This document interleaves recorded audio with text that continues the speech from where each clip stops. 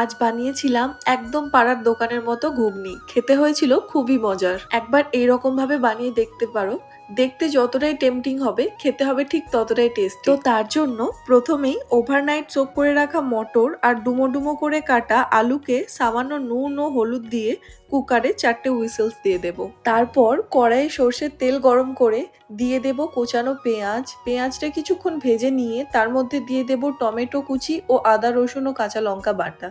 সবগুলো কিছুক্ষণ নেড়ে নিয়ে দিয়ে দেব পরিমাণ মতো নুন, সামান্য হলুদ, কাশ্মীরি লঙ্কা গুঁড়ো ও সামান্য জিরে গুঁড়ো ও ধনে গুঁড়ো। এবার মশলাটাকে ভালোভাবে কষিয়ে নিতে হবে যতক্ষণ না মশলা থেকে তেল ছেড়ে আসে। তারপর বয়েলড করে রাখা মটর কলাইগুলোকে মশলাতে দিয়ে ভালোভাবে মিক্সড করে নেব। এবার কিছুগুলো আলুকে খুন্তিতে ভালোভাবে গলিয়ে নেব যাতে ঘুগনিতে একটু থিকনেসটা আসে। সবার শেষে গরম মশলা ছড়িয়ে নেড়ে নিলেই রেডি হয়ে যাবে আমাদের গরম গরম ঘুগনি।